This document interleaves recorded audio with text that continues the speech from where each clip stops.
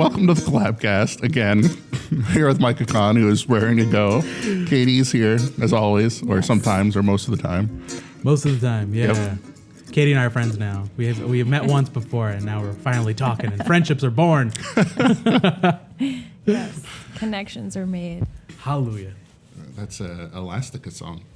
Is it? I don't know what Elastica is. Me either. Like the guy, never mind. It was a Budweiser commercial for a long time, but she dated she was married to Damon Albarn from Blur. I have no idea. And anyway, the connection is made. No? All right. So anyway, it's been... David King. You were one of my favorite guests from earlier this year. Thank the year you. is wrapping up. It's been a big, crazy year for film, and especially for you. Yeah. There are secret things that you absolutely cannot talk about, Cannot. and we're not going to talk about them. No. But we can excitedly giggle about it. But last time you were each here, was because you had a film premiere on the El Rey network. On television. Yep. Yes. And LTV, as they call it. for folks who don't know, your film work is just, most recent stuff is all about action. Yeah. It's very physical. The camera angles are pretty great. They just capture all the kinetic energy and whatnot. Thank you. Which obviously also radiates off of you most of the time. I try. I've been described as kinetic energy before. So last year, I believe this was before Game of Thrones ended. Yeah. It was before, or the final season. It was before most of the big entertainment of the year dropped. Right. It was before all the film festivals, I think, that you attended. Yes. So it's been a crazy year. And I want to get your sense on obviously you have something big that you can't talk about. So it's been a good year. It's been a great year. And 2020 is going to be even better. I'm very excited about it. But what did you take away? You spent a lot of time at different film festivals. I know you think a lot about how stuff is being put out there and processed, and the way Hollywood is. So what's your takeaway? I think the biggest lesson that I learned this year was in my friend group, I'm known as the guy who critiques films the most, but ultimately am very passionate about hating movies. But this year, I went to Austin Film Festival and I heard Shane Black speak, and it's a very paraphrased version of what he said, but basically is it's very hard making movies, and most people that are making movies are good people, and to just let go of that hate, because I held on to it for so long. And I realized that for me it was always from a place of insecurity about me succeeding in this career, or just fear of the unknown, right? All that fear comes from that, all that hate comes from some source of fear. So that's the biggest thing, is just letting go of that fear of being super passionate about hating things. I get it. I was very entertaining when I did it, but it was not. It came from a place of fear, and I'm just ready to let go of it all. Well, when you get involved, and now you're very intimately involved in how the system works and things like that, there's a budget, there's deadlines, there are these real constraints on things, and things that are higher and out of your control. Yeah.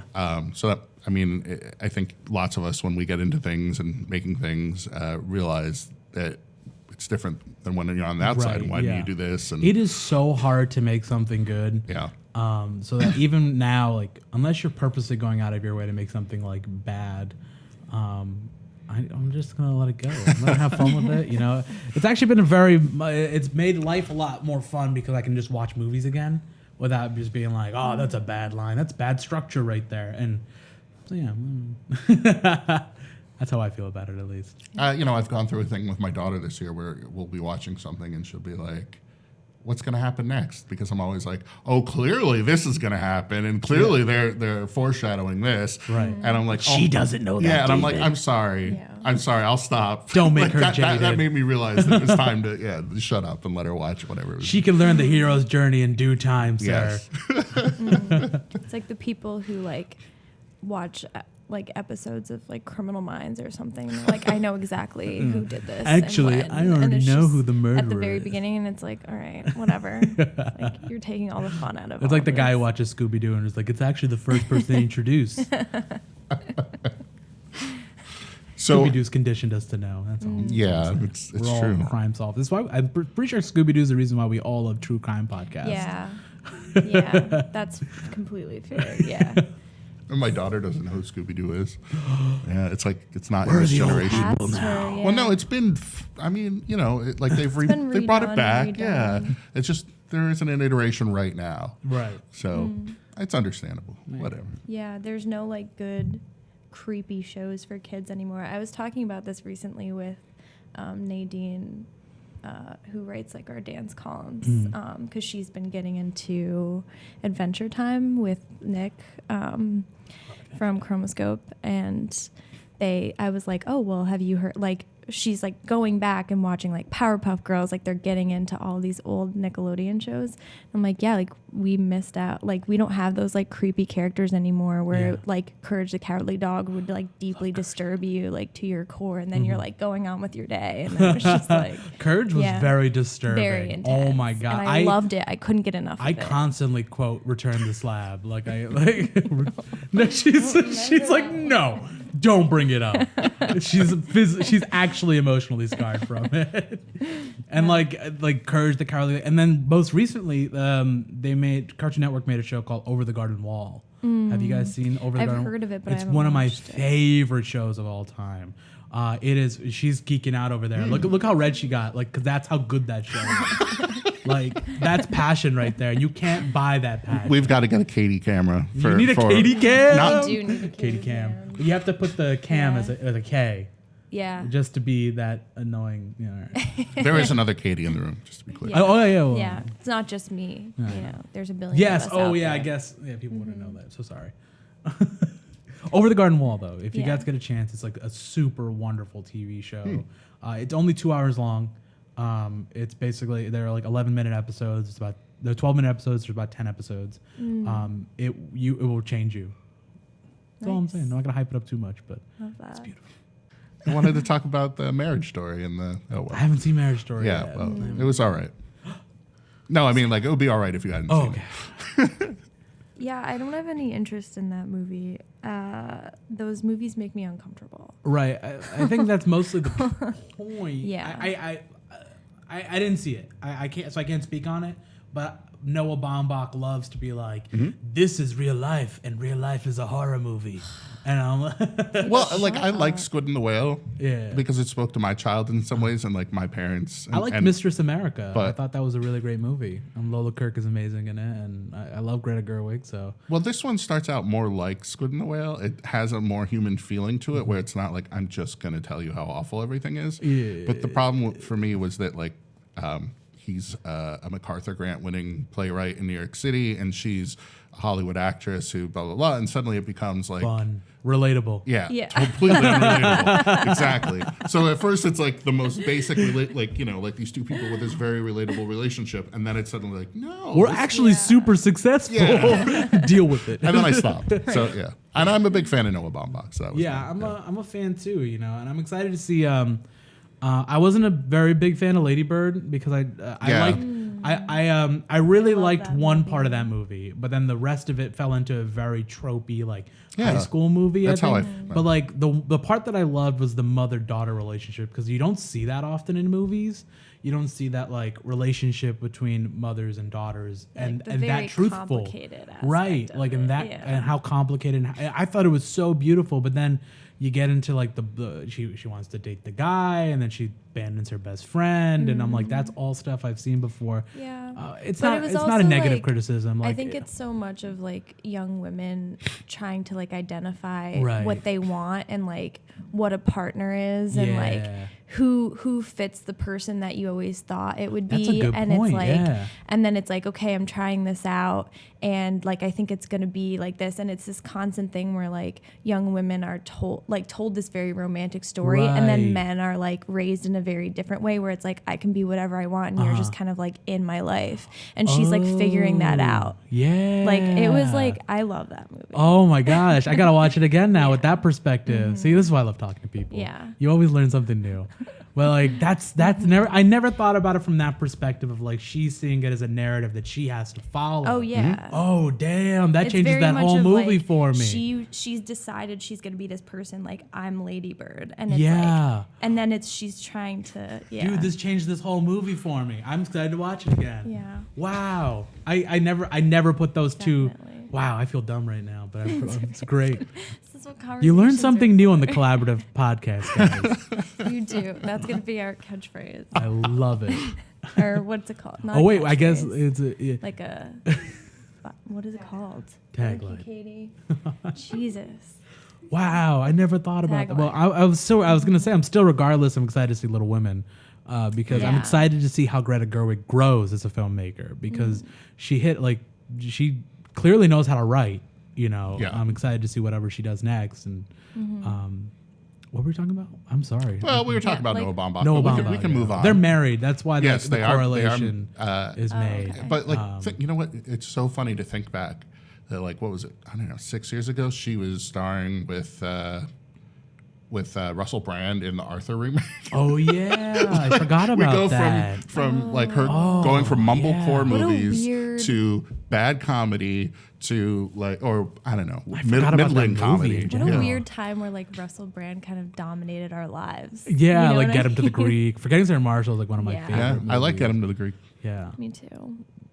Russell anyway. Brand. Yeah. And now Yeah. he's just the Messiah now. Yep, he's the Yeah. Messiah, full time podcast God, Messiah. He's just Jesus now. Like on Instagram. Good for him. So Instagram bizarre. Jesus. Yeah. Yeah. Russell Brand, Instagram Jesus. It's the Jesus. This is the Jesus of our time. Wow. Wow. Everything's connected, man. Yeah. Oh my god. So what you had that takeaway from Austin, Yeah. and I know you went to Adirondack Film I Festival. love Adirondack Film Festival. Yeah. So what was your experience like as a filmmaker?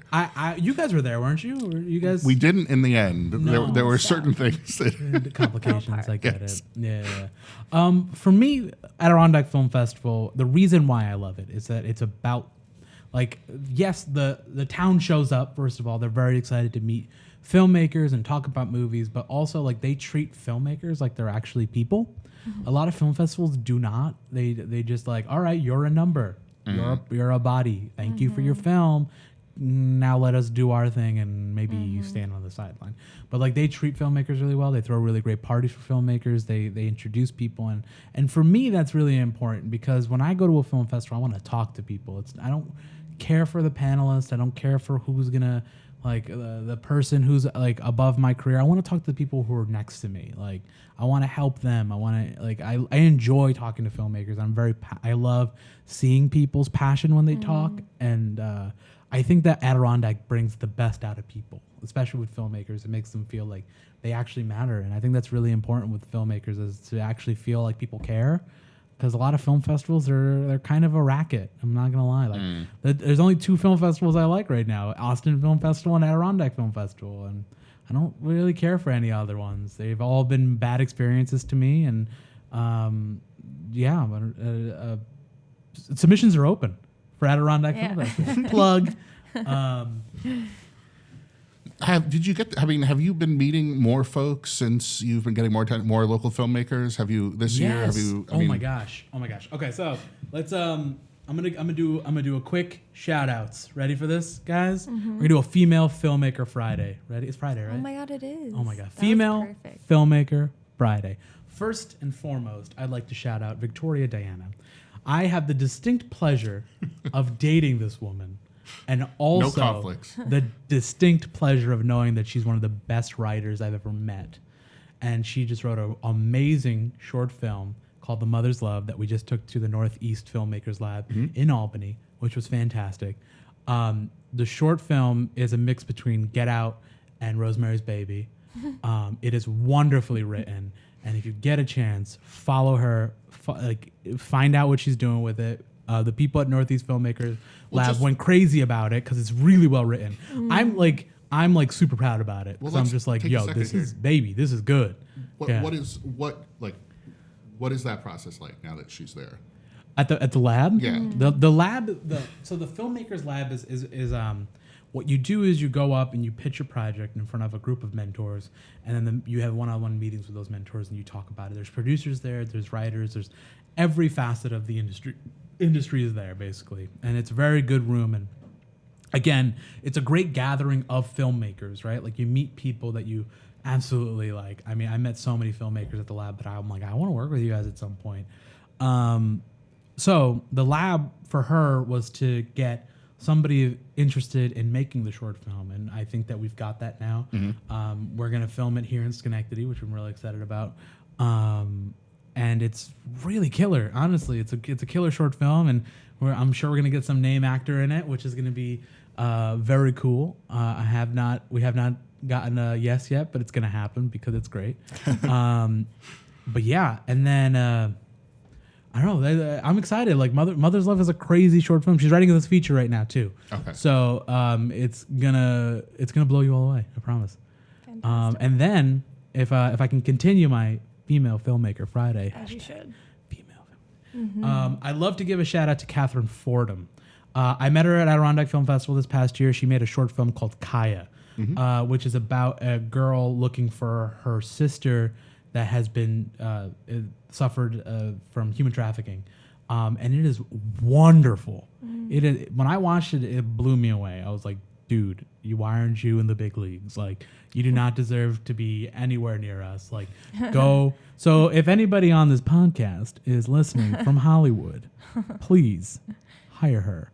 I read a bit about this in the lead up to the film festival, and it did seem like one of the standouts compared to. There were a number of killer, no pun intended. It's an action film. Sorry. And then I'm so sorry if I mess up her name because I'm so bad at pronouncing names.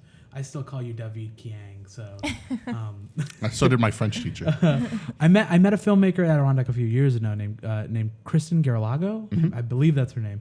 Oh my God, I'm so sorry if it's not.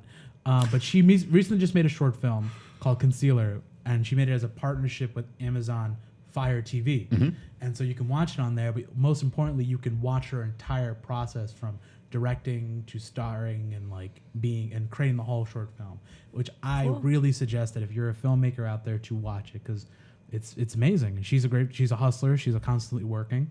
Fourth, I'm gonna do 5 because female filmmaker 5. That makes sense to me. 4, there's a local filmmaker named Michelle Polaczynski. I'm sorry if I mispronounced her name, but she's been working on a documentary called Phlox, which is about fluoroquinolone toxicity. Reach out to her because it's a crazy documentary about like the disabling side effects of antibiotics. You guys should totally check it out. She's a local filmmaker. She's from right here. You can find her on Facebook on Phlox Doc, I believe. Don't quote me on that. I know a bit about this. Actually. You do? Yeah. I had a terrible reaction to antibiotics once. Was it Cipro? Well, it was, but it wasn't the. It's all connected, man. It wasn't the. Goes all the way to the top. It wasn't like the like the fluoroquinolone toxicity. Well, it didn't have to do with them, like the nerves. Like some people have really bad nerve reactions. It was a stomach thing. Yeah. But so I did a bunch of research, and it's not like. It's well known, you know, but a lot of people don't make a big deal out of it. So it's not like mysticism or like sort of the BS. It's true. The stuff is very powerful, and it can disable you. Yeah. There's a lot of crazy side effects to it. Your body can go numb. You can tear a tendon. I don't know. She's talked about tendons. She's talked to me about it constantly, and it terrifies me. But also, I think it's really important to know, like, if your doctor prescribes something like this, is like it's crazy. She'll talk to you for days about it, and please at some point invite her on the podcast because she's a brilliant person. And then lastly, I love to give a shout out to Nicole Quinn. I don't know what Nicole's working on right now because I met her at the Film Albany event, and she was on the panel with me, but she's just a bundle of joy. And I just wanted to give her a shout out because I miss her and she's dope. And I don't know what she's working on, but she has a book. Plug. Ba-bam. It's a Nightmare by Nicole Quinn. Check it out. I really like that cover. I know. You like Nicole too. Should get her on the podcast. It's a screen grab. Yeah. On the note of female filmmakers, let's talk about Hustlers real quick. Because I Hustlers was haven't my seen favorite movie this year. Even though people have disagreed with me, but I will disagree with them because that movie is fantastic and is super well directed. Who was the director? I'm gonna mispronounce her name, but I know it's Lauren Scaffaria. Oh my god, I'm the worst. But yes, she did Seeking a Friend for the End of the World, which Yep. I loved that movie. And then she did The Meddler with, I'm in IMDb. Holy crap. Yeah. What is wrong with me? That's fantastic. She did The Meddler starring Susan Sarandon and J.K. Simmons. And I just think she's wonderful. I think that she directed the shit out of that movie. It's the best Martin Scorsese film not directed by Martin Scorsese.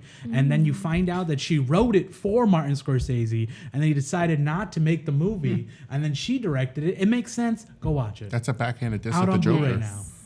Well, It's a backhanded diss at the Joker. I haven't seen it because Me I'm not. either. I don't care for Sad White Boy the movie. It was not a good Yeah. I just don't care. It was not good. It's just I just don't give a shit, man. Yep. Oh my god. What Perfect. I don't Yeah. need it. Sorry, I told myself that I'd let go of the hate. But what the fuck did we do? It's fine. I just don't. No. Everyone's asked me and they're like, "Have you seen Joker? It's amazing." I don't care. Not true. It was not Because it's amazing. first of all, and every film person I know hates me for saying this. I did not like Taxi Driver. I don't think it's a good movie. I think that it's about a psycho and it inspired a real life person to shoot a president. I don't care. And then King of Comedy, people are like, oh, Todd Phillips took inspiration from Taxi Driver and King of Comedy. He just put the two movies He did. together. He did, and then he added like a couple. And like, then he put a Joker face paint on it Yeah. and goes, look, a movie. There's a scene with like Bruce Wayne, or not Bruce Wayne, but like his dad or whatever, and it's just like it feels tacked on, and I feel the worst for Zoe Saldana. Who not No. Zoe Saldana? No, I'm sorry, I'm Oh awful. my gosh. Zazie Beetz. Zazie Beetz. Yeah, who was. She's a great actress, and she's just there as like a scene dressing. You know, that pisses me off because like I really like the Creed movies and Tessa Thompson should not be in them. She's far too good for those. Like for that little like I'm supportive of you, babe. No, what the I started fuck? 2 the other day because it was on Creed Amazon. 2 is amazing. Well, I started but it, why but it got is to she that in point it? where he's proposing, and Yeah. I'm like, oh. Why are you marrying him, first of Yeah. all? And two, why are you in this movie, Tessa Thompson? Jesus. Anyway, Sorry to Bother You. Have you guys seen that? I love that. I love movie. Sorry to I Bother just You. saw it for the first time like a few weeks How ago because crazy. like I just like had never. I don't think there was anywhere around here that was showing it. I too. played very briefly. Yeah. Very briefly. Like one weekend, it played I at love that Crossroads. movie. It was so Fantastic. good. Oh my god! And people still don't know about it, which I is think insane. it's like beautiful. Like I love movies that use like really beautiful lighting. Yes. Like, and I think the whole thing was like so nice to watch and pleasant. It looked beautiful, but also the metaphors were beautifully done, and they were so absurdist that you're like, I'm in. I don't care. I was there for Every second of it, yeah. I was like, do something even weirder. Go, and they I'm did, ready. and Yeah. they did. I'm not gonna spoil it, but they went so weird. And the second they went weird, I stood up in the theater. I was like, I'm in. Yeah, it's like sure we're all on the same page. Yeah. Yeah, I accept this fully. I want to talk about my it so God. bad, but please, if you guys get a Yeah. chance, it's on Hulu right now, right? Yeah, watch it, something. please? Yeah, Please. it's great. And then And I then- love him so much. Yeah, Lakeith Stanton, I love. No. Now I'm like literally blanking on his name. I'm the opposite of IMDb, No, where I literally the main actor. Lakeith Stanton. Yeah. He's in Atlanta as well. Yeah. Oh my He's God. so Oh, good. yeah. He's in Get Yeah. Out. He's got a brief role in Get Out. IMDb. I apologize. Yeah. I like the list. He's got out the entire- eyes. I want to work with that guy so bad Oh my one God, day. he's Like, he's one of my fantastic. favorite actors. I think him and Daniel Kaluuya. Oh my God. The guy from Get Out. Yeah. They're so good. Why aren't they in everything? So I had to go see Frozen 2 Why? because I have a daughter, a 5-year-old. But man, it's so bad. But the actor from he played the dude Paperboy. Huh? Paperboy? No, No, who's OJ, in it? No. in the OJ movie, the series, Chris Darden. Thank you. Sterling K. Brown. Oh my God. Yeah. Can we just cast him as Superman because he's charming as shit? Come on. Sorry, I'm It a big was fan of Sterling so K. Brown good too. as like it just was better movie because he was. Can like, I curse on this podcast? Yeah, Yeah. it's fine. Oh my God. Sorry. It's just a better movie because he was there. Yeah. And it was like the rest. The animation actually had to fit his mouth because the way he expresses himself is Right. so distinct. It's just, Have you guys seen Brooklyn Nine-Nine? Yes. Have you seen the episode with Sterling K. Brown in it, The Box? I don't It is the best episode of like not just television, but like of Brooklyn Nine-Nine. And he gives an Oscar-worthy performance in Brooklyn Nine-Nine, and I'm like, yo, why didn't he get nominated? You've seen it. He's so good in it, right? It was such a good episode. How good is he in it? And it's all in one area. It's like it's super well directed. It's like, why does this exist? Yeah. Like, Andy Samberg gave it to us. yes. And I love Brooklyn Nine-Nine too. So It's so I'm a big good. Brooklyn Nine-Nine Yeah. fan. Speaking of like non-sad white boy things, I was telling Katie the other day, I started watching Watchmen like hesitantly. Which is the opposite of sad white boy. Yes, and I got to episode 6, and I think it's the best episode of TV this I'm not year. there yet. I'm on episode 5. Okay, well I'll tell you, episode 6 like almost changed my life. Have you seen Watchmen yet? Even if you're not a fan of like the Yeah. comic books or the comic, or the comic or the movie, Yeah. it's so well directed. Like, But shout out to Nicole Castle if you're ever listening to this. Oh my God, you killed it, girl. Episode 6 though is like it's beyond anything else in the entire season. Yeah, because I'm so excited. It's almost like something from Birdman in that it just keeps I didn't like running. Birdman. Well, it's like the continuous shot. You get it. Yeah.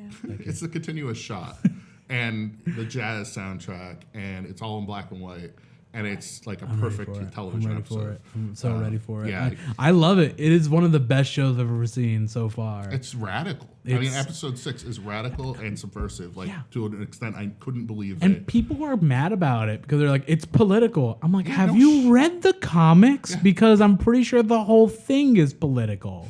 Like, it's literally commentary after commentary after like, what? Oh, you just look for the costumes? Is that what you're looking for? The pretty costumes? Yeah, No. it's deeply political, and that's Oh why my it God. matters. Some That's people why it's do. interesting. Yeah. That's why And- Marvel's so popular. Yeah. Let's not get into Scorsese Marvel right now. We can talk about Irishman though. Yeah, How'd you guys yeah. feel about Irishman? Did you just Seen you it. didn't see it? I went Watch to it the as a theater to see miniseries. it. Like Okay. take it in chunks. That's what everyone keeps saying. It's a pretty hard watch. I went to it's the not theater. hard. I saw it in the theater. I thought it Really? actually flew by, and then I went home to watch it. My wife wanted to see it, and we started, and we are gonna have to watch it in parts. But Yeah, I could see like, okay, so I went and saw Lawrence of Arabia in theaters like a few months ago, and it was a 4-hour movie, and I'm like, all right, fine, I could do it in the theater. At home, Yeah. there's You too got many things to things. do, and I Yeah. feel like I have to work all the time. Like I work from Yeah. home, so it's like I'm like, do I really have the time for 3.5 hours? And meanwhile, I binge watch Downton Right, Abbey right. this week. So I binge watched the whole season 3 of Downton Abbey, and I'm like, oh my God, what's gonna happen to the Crawleys now? Sorry, I'm a big fan of TV, man. I love. When's that movie? It's coming out on Christmas, or It- did it already come out? I thought it on already came Thanksgiving, out. I think, yeah, and then it's Yeah. already gone. Yeah. I mean, it's fine. It was made for, it's a specific Yeah. audience. Yeah. It's the people who love Downton Abbey. I'm excited because I'm going to get through season 4 this week, probably, after I finish Watchmen. And then I'm excited to see what happens to the Crawleys. And Yeah. season 3 broke me. So I need a little break. That's why I'm watching Watchmen right now. She's laughing. I love it. I love your reactions. Oh my God. Why aren't you on this show? Just I stay know, in the it's a great background. question. Yeah. Sorry. I just love how you're like, oh, We'll just- season 3 broke me because I know what happened. Yeah, you know, you get it. You get it. Why is that rated? Season 3 Watch broke me Watchmen? so hard. Yeah. It hurt me. so, what was your take on Irishman? Irishman, I thought the first hour is dreadfully slow. And then when Hoffa comes in, it flies by. That's my only opinion, other than I thought De Niro was terrible in it. I think De Niro, the problem with de-aging, right? Like, de-aging is the stupidest thing to me. Because oh, right. the I heard that they did that. I hate it. So I hadn't dumb. know. People pointed out that they gave him blue eyes. Through, like, They did. And I didn't They made even him notice. Irish. Yeah, I should have. Right. No, but like I should have picked up Right. on that. Oh my God. As someone with blue eyes, how do you feel with I, that? you know, I don't appreciate when people taking advantage of like that. This is a crime against blue-eyed people, and I will not stand That's for so it. ridiculous. I just okay. It's wild. You've seen it. This is a spoiler. Anybody watching, It's close fine. close I your get ears, it. close your Yeah. eyes. when he finds out that the guy in the store hit his daughter, right? And he goes over and beats the crap out of him. He's moving around like an 80-year-old man. Oh, absolutely. You want me to believe that really does that stick guy? out. That he guy can't move his arms and his feet and the at whole the same thing, time. like he shakes, he shakes like an old man. Like what? Wild. This is dumb. Like That did stand out. Yeah. I would say like the thing is like my girlfriend and I both watched it and like together, and the biggest criticism we had was that De Niro kept taking us out of the movie because he didn't feel like a young person. He didn't have that energy. Whereas Joe Pesci killed it. That man. Oh, first of all, Joe Pesci. Let's just talk about Joe Pesci for just one hot second. Wow. That's all I want to say. Joe Pesci in that movie, he brought it. And if you listen to behind the scenes on it, he's like, yeah, I made every scene with different energy of different ages, and like he really took it seriously. Don't know why De Niro didn't. I don't get it. Well, I don't know that De Niro has ever like. I don't think De Niro's ever tried. I think he just acts. He's like Samuel L. Jackson, right? He's got very limited range, but like they can do it. One of the things they talk up about this movie is that, and I read this interview with De Niro and Pacino. Yeah. But it's him in real life. This guy who doesn't want to say much, who doesn't know how to express himself. The whole Pacino interview was Pacino De Niro interview. Was Pacino making sure that he didn't have to say anything, right? Because De Niro didn't want to say anything. Well, it was just really weird. But that's the character. But like even the scene when he's in like the meat packing place in his hand, like he's like opening letters, and I'm like, he's opening like an old man does. You want me to believe you're 30, 40? I don't believe it. Why did they? I don't think for the whole movie. But if you really think about it, because it flashes back and forth. Right. So weird. Think about this for just a second. De Niro's whole career was made by Godfather Part 2, where he played a younger Marlon Brando, right? Like if they had like, as I'm assuming, like imagine Godfather Part 2 came out now and they just de-aged Marlon Brando. Like you would not have a career. Just cast a kid who looks like De Niro, younger. Give the kid a career. Get over yourself. What I enjoy, I can believe it. Just cut to show me a close up. Like everyone does it. Show me a close up of the young guy's face, then cut to De Niro. Oh, that's the guy when he's older. I get it. I'm not stupid. What I did enjoy about the movie, and what is so it's irksome true. about it, is that I did really enjoy the Bobby Cannavale. I can't remember the guy's name, but he was another guy from Boardwalk Empire who played Capone, who plays the Provenzano in it. Probably, yeah. And they're these young actors who fit Tony Pro. Yeah, who fit that sort of role. And I'm like, they would be great in a Scorsese flick. I mean, that was a Scorsese produced show, but so it was good to see them used. Right. But it's also like they could have just played the main character. Right. It's like give someone a chance. Yeah, 100%. They could have played the main characters. It's just like it's just dumb. It's dumb on dumb is what it comes down to. Like it's I didn't like the de-aging. I just don't care for it. I think it's the dumbest thing you could possibly so do. Like just distracting. cast like so the actual opposite of that came out this year. Did you guys see Dr. Sleep? I haven't yet. Dr. Sleep was, first of all, wonderful. And two, have you guys seen The Shining? Obviously. So like a lot of the characters from The Shining come back in this, right? And they could have like Shelley Duvall's character comes back, and they could have easily like CGI'd over an actress's face, made her look like Shelley Duvall, but they didn't. And they got actors that kind of looked like them, but they got the acting down, right?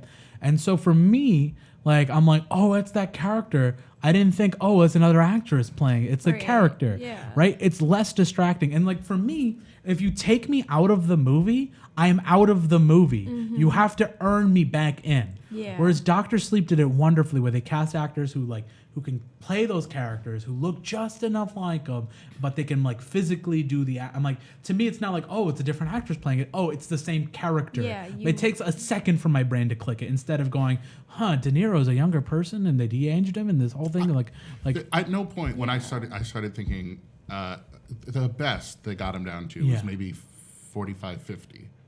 But then I realized he's supposed to be 30. Yeah. Like the initial interaction with him and Pesci at the gas station. It hurts. Yeah, at the gas, when he's the truck. Oh, yeah, especially the gas And I'm station like- scene. That was so... Oh, I'm getting a headache from just thinking about it. Anyway. Like that... Again, like Dr. Sleep did it wonderfully. I think that they it's the thing is like it's why like time is a currency, right? Like Will Smith said this is like, Yep. they don't. It's a currency. They don't. That's why they call it paying attention or spending time, right? Like you have to earn my time when it comes to movies. That's why sometimes I don't even sit through 10 minutes of a movie if it doesn't get me. Like, If Only Will Smith. looked yeah, the 10 scripts a minute little bit test. more. Like, please get me in 10 minutes or I'm not going to watch your movie. I'm sorry. Like, I cannot. I've too much time to not. I have plenty of other stuff I can watch. There's you know, so much content Right. out there. It's like right. And then like for Irishman, I gave it a pass because it's a Scorsese film, because of the legacy that comes with a Scorsese film. Had that been anybody else, I would have stopped watching. Yeah, I mean, there's a language that I was taught very early on in life by watching Scorsese movies, Right. and to come back to it is extremely familiar Right. and comforting. Right. And it's like, well, this is good because I've grown up with it. I did joke that it's basically a Marvel movie. People who know gangster canon, like it's Yeah. like everyone's in it. She That's laughed. what it- I know when you that's- laugh, I got it right. I appreciate it because the book was so. If you read the book, there's a deeper thing going on where yeah, I'm excited to read the book. perhaps this guy is just lying. Yeah. And- And when I read the book, I'll cast my own actors in it. So Yeah. yeah. But there's a There you point. go. There is a point. I mean, the book's not great because it is really this old man's confession, and who knows whether to believe him or not. It's an unreliable narrator. Yeah, right? exactly. But that doesn't come across as much in the. And it could be that he's just taking newspaper accounts and telling these people that because one, he wants attention, and two, Right. he wants his daughter to think Right. there was a good reason he yeah. wasn't in her life and paying attention. Right. Well, But- it's a good thing you just brought up Anne Paquin. Yeah. Why was she in this movie? Well, see, I do have a thought on that Please. because this, and Scorsese could have changed this. He's a filmmaker; he has the power to do whatever. But in the book, this is about what a scumbag this guy is, Right. and he spent his life killing all these people, and his daughter was an afterthought that he only gets to when he's about to die, Right. And then he wants My it back in life. problem is, why did you cast such a fantastic Right. actress who's had a great career, and I only gave her 3 lines? Right. I, And I do think that's because that's how much like she mattered in this guy's life It's until like the the end. That's not how much Anne it's like a Paquin matters bro to me. movie. Right. like, the gangsta bro movie where they're like, yeah, exactly. It's a very hey, bro-ish movie. yeah. It's That's what it The is. energy is like, That's- hey, that's the what- whole movie. Yeah. I'm like, I've That's seen it. this movie before. Yeah. Like, I don't even know like the storyline of it, but I was like, I don't really know if I'm gonna sit through this because Right. like I've seen it before. Right, exactly. I know Is how it this- well directed? Yeah, Scorsese always directs well. Well, that's not true. I think that Scorsese didn't start getting good until Goodfellas, and then he peaked with Departed and Hugo. I think Hugo's an amazing movie, and then Shutter. Like I think Hugo, Departed, and Shutter Island are his 3 best movies. Hate me if you want, film bros. Feel free to come at me at MK Plus Ultra on Twitter. Feel free. MK Ultra, whoa. MK Plus Ultra. It's 2 references. It's the reference to the MK. Huh? Yes, she got it. It's an anime. It's my okay. favorite anime. It's one of my favorite animes right now. It's called My Hero Academia. We don't have to talk about that right now. I just lost my train of thought. Best. Yeah, the best Scorsese directing. Right. But for me, I just don't understand. Like this is the problem I have in general. Is like with these bigger prestige filmmakers, it feels like they can get away with a lot. But for me, is like if you're gonna cast an actress who doesn't have that, like again, my girlfriend said that it could have been that she wanted to be in a Scorsese film real bad, and you never know how many more chances you get at it, right? But for me, is like, why, dude? You're a great actress. You're in everything. Like, why are you in here? Well, I do think she's like reassembling her career and trying to get more. Really? and Because I mean, True Blood was super popular. it like- was, but like the X-Men films also misused her and trashed her. And Well, left I her mean, sort of- Brian Singer. Oh, let's Right. not talk about Brian Singer. I'm sorry. Yeah. Because that will go off. For those of you coming back, we just cut out a whole bit that we should not put on the air. So anyway, yes. I thought Wolf of Wall Street was a disaster. And Katie's in super thought right now. She's like, I can't believe that just got dropped on me. I mean, yeah, that fires me up real good. Yeah, it makes But me so mad. But Wolf of Wall Street. Yeah, let's talk about Wolf of Wall Street. It's long. well, I here's don't another thing mind that's that connected movie. to what we just cut out, but we can talk about without that hanging over us. Once Upon a Time in Hollywood. Yeah, Why? we like just talked about all of this with Joe. You did? I didn't hear you guys talk about it on the, Oh, did on the you? podcast, Yeah. though. Did you? Well, we talked about like Once Upon a Time in Hollywood. All right, and so let's Irishman, talk but- about it. Well, but I want to these hear. are different conversations. Let's talk Yeah, about it. Let's but feel free. I appreciate, like, I think it's interesting that like everybody has like different opinion. Yeah, something to say. I think I have the most controversial opinion. Okay, about let's Once Upon go. a Time in Hollywood is that Let's I did go. not like it. Cool. No, I don't think that's. And I think that and the other thing that happened with that movie, it broke the glass for me on Quentin Tarantino. Yeah. It feels like growing up, kind of like it feels like eventually like every film bro like you outgrew Quentin Tarantino, and that movie did it for me because I realized he's not a very good person. And that like you make excuses for a long time, and that was the movie that I was like, what? Well, here's a film that actually, despite perhaps if you don't know your history, it's about a director who was abusive and a pedophile. Oh, right? Raped a child and got away with it. And Fled the country, guys. Roman Polanski, and then Tarantino the whole time was like, he's a not even genius. there. He's a genius. Yeah. And then his fantasy is that old Hollywood somehow steps in and beats the hippies, and that's why. Right. That's why. It's alternative history. It is definitely that alternative history part I didn't care for. Because I just don't care about old Hollywood. Maybe he does. I don't get it. Well, that's fine. Well, I think the movies are great. How would he have a career if that hadn't happened? Right. If say old Hollywood and the old filmmaking system continued, Tarantino would not be near a camera. Right. So the idea that he fetishizes it and thinks that that's like, well, that's the thing is that Tarantino just fetishizes everything, and Yeah. that's what makes me mad. He fetishized Margot Robbie in the whole movie, And, like he fetishizes that whole There's a weird idea of feet thing that's yeah, like happening. Throughout all of his he movies. fetishizes the whole idea of like of Sharon Tate, and then Margaret Qualley, the actress who plays that was the most disturbing. that was weird. That was weird to be like show us like okay, he deliberately gave us a shot of like, for lack of a better word, her ass, and then goes, she's a child. Yeah. I'm like, I had this discussion Exactly. with Richard Lovelace recently, and he's like, I still can't get out of my mind what the hell was he trying to say by Brad Pitt killing his wife by accident. right, Yeah, by yeah, accident. Like- Okay, what? It's not funny. Yeah. No matter what. Like, if you're in a bad relationship, you're in a toxic relationship, get out of it. Don't murder somebody. Yeah. I'm sorry. That part really pissed me off. And it's But like, oh, it's implied, and it's just like, no. right. It seems like He it's just killed like the person. Dudes getting away with things again and And- again And and then- again and again. Right, and then you say, God okay, damn great. it. You make a joke. People are like, oh, it's hilarious. He may have made to kill his wife. And then he, at the end of the movie, brutally murders. Yeah. I get it. They're not Yeah, good yeah. people, but he brutally murders Well, two and that's women. that. The Yeah. end of it Like- is Like the deaths of the women are Yep. way, Way worse than the worse. dude. The And- dude like gets his leg chomped, and Right. it's like, yo, yeah. Right, and that exactly is what broke. It took the veil off of Yep. Quentin Tarantino. Because then Absolutely. I went back and watched his other movies, and I'm like, oh yeah, you can argue that he's cruel to everybody, but he's exceptionally cruel to women. For sure. Exceptionally. Now that Even I'm like- Kill Bill, like you can argue that Kill Bill is the most feminist. It's just the dude Her that he suffering. casted as a girl and then rewrote it. Like it's just his fantasy. Like it's his Yeah. fantasy woman. And not only that, he was terrible to Uma Thurman on set. He even caused her to have a back injury because he wouldn't. He refused to not let her be in a shot that a stunt woman should have been in. Like, But Yeah. the idea that he solves I can't support it. the Tate murders by just having an orgy of violence against other women. Right, It's insane. Yeah. It's insane. he's. And every single person that watched Once Upon a Time in Hollywood, the first thing they texted me is, "What did you think about Bruce Lee?" I'm a huge Bruce Lee fan. So Obviously. bizarre. I'm a What huge even was I wear that? this every single day. It's a Bruce Lee dog tag. It has a quote from Bruce Lee. I wear this is the only thing that I'll say about. Well, we can talk about it, but the Bruce Lee thing for me so weird.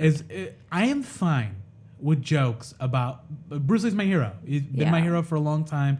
I love his philosophy. It's a reason why I'm a functional adult is because I learned everything from watching Bruce Lee movies and Samurai Jack, like to be a good person from that, right? To treat people with respect. I get it. People were very anxious to hear what I thought about it. I'm fine with people making fun of Bruce Lee. I'm fine with it. But the problem became that he was the only joke. Like Steve McQueen was a wife beater and a drug addict, a wife beater and an alcoholic, and all of a sudden he's just, I'm cool, Steve McQueen, man. Yeah. I wish I got the Sharon Tate first. Shut up.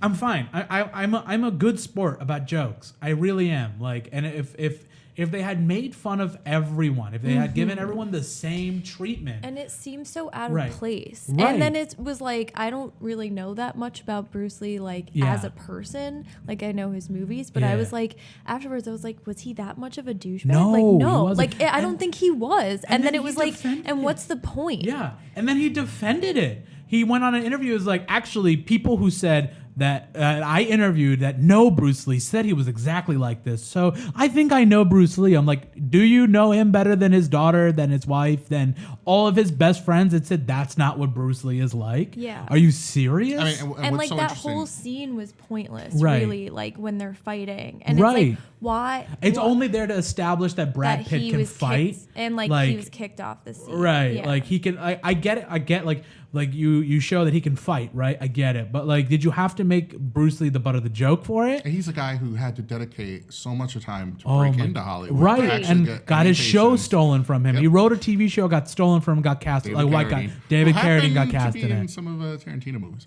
Huh? Who happened to be in a Tarantino. Right, because that happened to be Bill and Kill Bill. Yeah. Like, you know the history. You know that this man died trying to become an actor. Like he worked so hard. He left. He like went bankrupt. But that's Obviously, why like It seems like another attack on the corruption of old Hollywood, because Right. it's like you took the old white man. Like, there could have been a cowboy rather.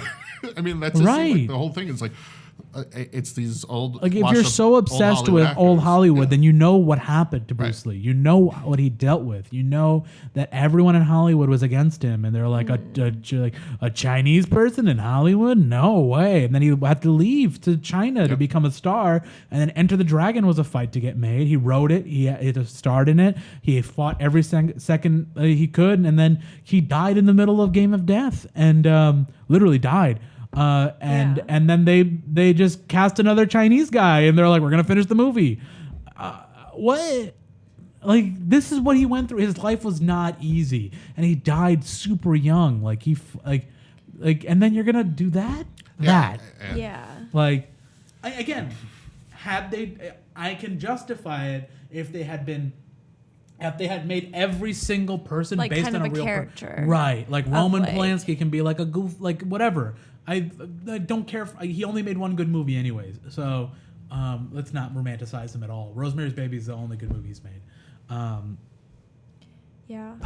Anyway, There's a Sorry, lot. like and then he. Did you guys watch French films at all? Like French New Wave movies, like Breathless. This is Breathless. He copied a French film. yeah. Like he basically what Tarantino did was he's had a huge boner for French New Wave films for the longest time. He's very open about it, and basically what he did was I tricked Sony into letting me make a big budget French New Wave movie with name actors, basically. Like, and French films they're very known for not being about anything. Yeah. Like they're just about people doing stuff. Yeah. Right? Like, and that's all that. There's like 5 minutes of driving shots in this. Like, why? Like, Yeah. just like because that's what French films did. And like even the jump cuts, like there's a moment where That Timothy are just Olyphant. like all of a sudden it's But- like I'm like, was that on purpose? It This is was so because that's what awkward. French films did. They purposely put the jump cuts in there to let you like they're like we're gonna let the audience know they're still watching a movie, like because that's how pretentious the French were back then, you know, and then Tarantino, of course he likes it. Like, of course he got his dream project made, a movie about nothing, Yeah. and with a big budget that with great. Given the acting in the movie is incredible, everyone killed it.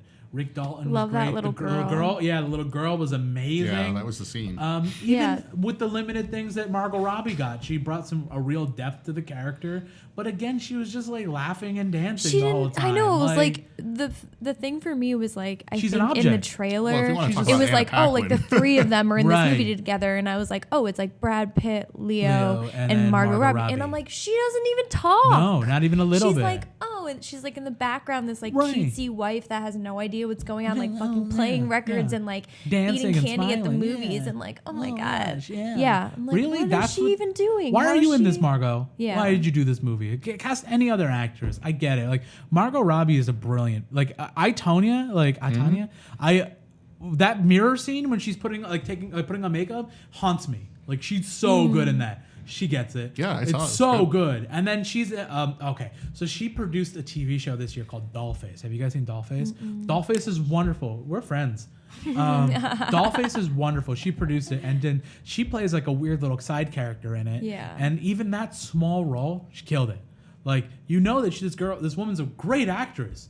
So why are we just like putting her on a pedestal, letting her just like and dancing everywhere? Like fucking use her. She's a great actress. Like I don't know. Like these are all the things. Again, that's like what I said is like when you take me out of a movie, you take me Right, out. right. And if you take me out, I'm gonna start like analyzing it. You know, I'm gonna start figuring out what I don't like about Yeah. the movie, and that's what it did. That movie constantly took me out of the movie. It's like it's so self-indulgent. It's just like. Yeah.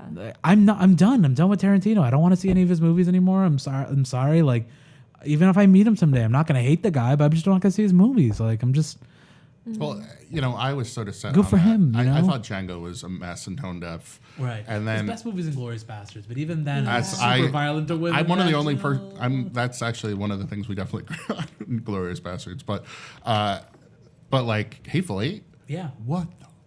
right. And when I rewatched that, I was like, what? Like, they are super bad. To like, I get it. Daisy's that's the thing is like he gets you to justify it, right? He gets you to go, no, but she's bad. Like then that's in itself a very toxic thing to do. Is like no, like he tries to convince you that these people are bad, so Yeah. he can do anything they want to them. Like in itself, it's I don't know if it's gaslighting or I don't know what it is, but it's something, right?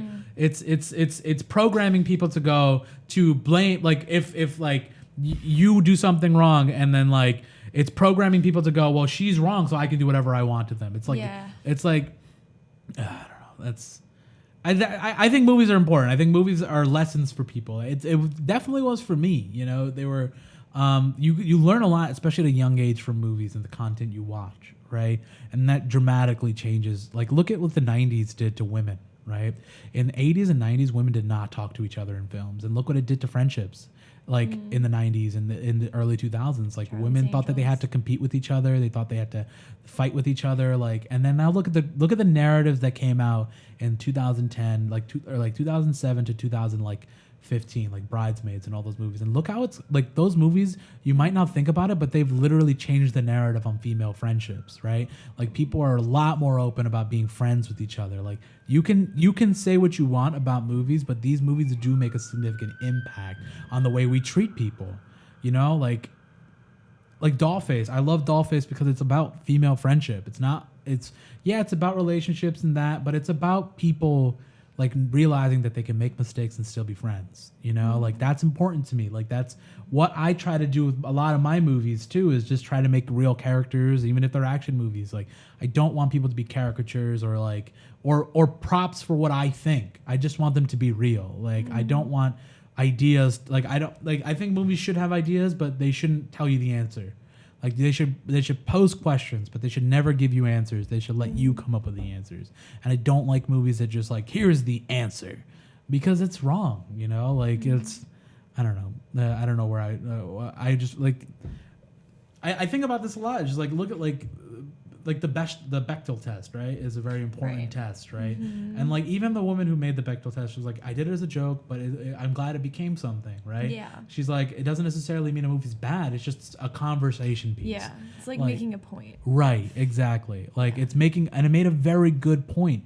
And she did like when she like that to me is important.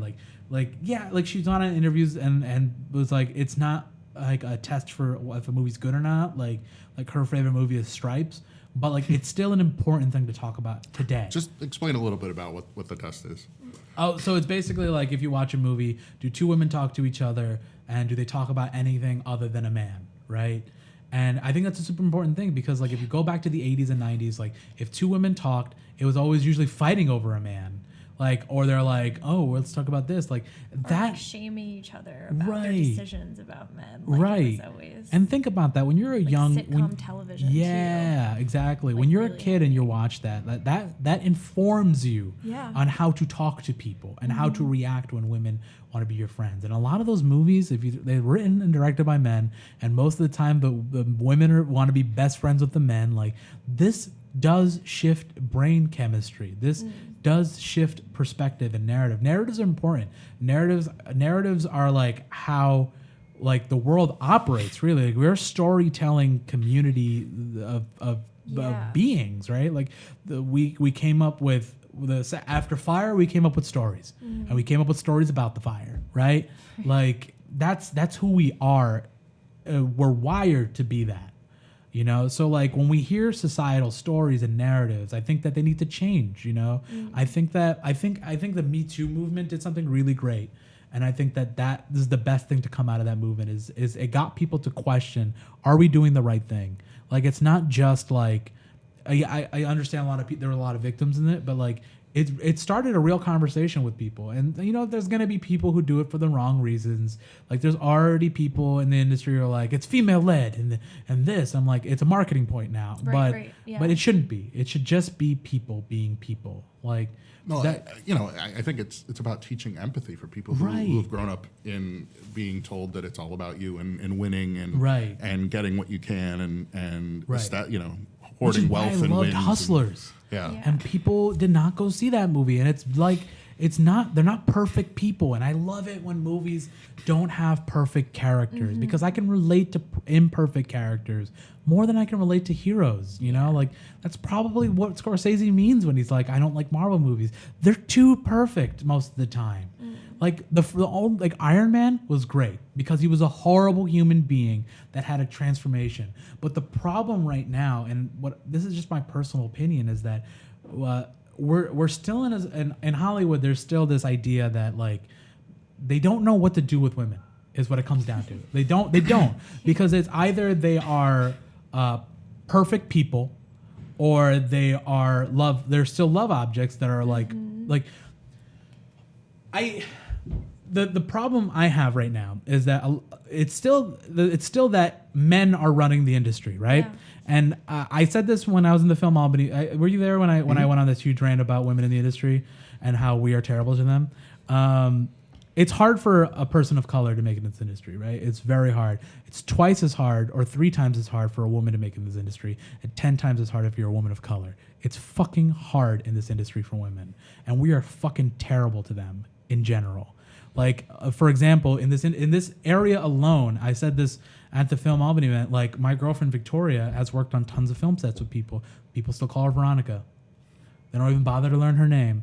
Like, and this is the other thing with narrative filmmaking in not just in this area, but in general in Hollywood, is that when I'm on set, if I'm making a movie, right, and I don't know the answer, I ask. I'm like, hey, I don't know what to do here. I'm insecure about this. Can you give me some opinions? My DP will be like, yeah, I got tons of ideas. Like, or my editor, or even a PA will come up and be like, I got tons of ideas for you. But if a female filmmaker did the same thing, they're gonna be like, she doesn't know what the fuck she's doing. She doesn't. And the worst part is the more we do that, the more we go, hey girl, in the film industry, you don't know what the fuck you're doing. They're gonna start building up this shield. And they're going to think that they can't talk to people. And then what happens? You're a bitch. That's the fucking narrative in Hollywood right now, which is insane. Like, my girlfriend just made her first short film, and she goes, that was really easy. Like, is this what it's like? I'm like, no, it's not. I just assembled a crew of people that I knew would support you. And that's the biggest thing, is like, I knew that these people, if you don't have the answer, they're going to help you rather than go, I don't know, it's your film. Yeah. And that's the thing. It's the difference, is like, men are treated very differently in the film industry. Women are not given the space to fail, to make mistakes. And if they do make a mistake, they're not talked about again. Yeah, it's like completely tarnished. Right. Look at the woman who made American Psycho, one of the best movies of all time. What has she made afterwards? Betty Page, right? Yeah. And okay, you got one. No, I know. That's it. Yeah. American Psycho is an amazing movie. It's one of my favorite movies. And then nobody talks about her anymore because she made a movie that criticized Men. Like, this is insane to me that we're still doing this. Sorry. So, like, anytime people put a mic in front of me, this is the biggest issue I have with this industry. Well, it's funny because if you go back to, obviously not probably what Scorsese thinks is wrong with Marvel movies, but they're making a big deal because finally they've gotten 2 female, movies made, superhero movies, Captain Marvel. Which they're... And, yeah. But Captain Marvel... Let's talk about Captain Marvel for a second. Because everyone keeps saying that it's a really great movie, and I disagree, and it's not for the reason that people think. It's because she's perfect. She's got no depth you have nothing to her. You have nothing to worry about or root for.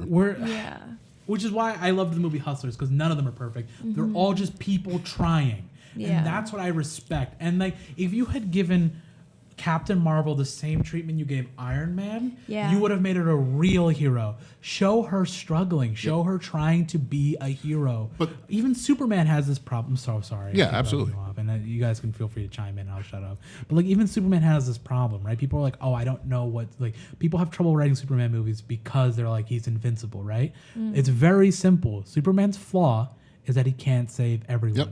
That's he 24/7. This guy hears, help me, help me, help me, and he can't save everyone. That's the conflict. And he wants to be a real person. That's a human thing. All-Star Superman, the comic book, hit this so perfectly. We peaked with that comic book. It's a perfect Superman story. And we love it because he's not perfect. And he knows he's not perfect and he accepts it. Yeah. And that's what I think these female superhero movies are missing. Like Diana and Wonder Woman, absolutely perfect the whole time. What? And it's not even her movie. Like it's first of all written by a dude. Nobody talks about that. Yeah, Patty Jenkins directed it, but like it's not her movie. She's not driving the story. Yeah. It's Chris Pine's character that's driving the entire movie. It's Chris Pine the movie. It's like teaching her things. Right. Yeah. Why can't she? She's a fucking god. She knows everything about the world. She speaks all these languages and she also doesn't know about sex. What the fuck? Like like she's there's so many conflicts I have with that movie because it's a movie you wanted me to believe that she knew nothing about the world. Like, she doesn't know who Germany is, but she can speak German. Like, you have to know context about the country. So I have tons of critiques about Wonder Woman, but I wish I didn't. I don't want to critique movies like this because I wanted Wonder Woman to be an amazing movie because I love the comic book. And I think that she's super well written. And, like, one of the reasons why she falls in love with Steve, Chris Pine's character, is because she realizes that men aren't dicks. Like, she's like, oh, men can be heroes. Like, the whole conflict is that she's like, I'm an Amazonian. We're the best warriors. We're the greatest heroes. And then she meets Chris Pine, and this human being is, like, sacrificing his life for people. And she goes, maybe they're not bad. And that's, like, that's her. Like, she's like, that's why she falls. Not because it's the first dick she saw. Yeah. Like, that's, like, the only reason she falls in love with him is, like, oh, I saw him naked. Okay, cool. Man. I'm like, sorry. But Wonder Woman is, like, a whole, like...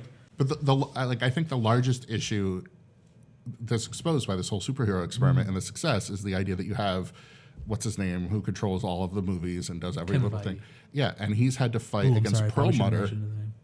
Against Perlmutter, who is this rich billionaire who owned, a huge investor in Disney, who is essentially a white nationalist. And I know any of I mean, they've had this huge conflict, and so now finally, because Kevin Feige has made so much money for them, they've moved Perlmutter out of control of the films. But it just exposed the fact that Disney has this guy inside who's been pushing against diversity. Like he said specifically in the news, I don't want that sort of stuff in my movies. So now, it's because he's shown that they can make money by having characters who are black or female, they're moving him into a different realm where he doesn't have control over him. But it's making it very clear what it's about. That's the problem I have with Disney in general right now, is that they're not doing it to be progressive.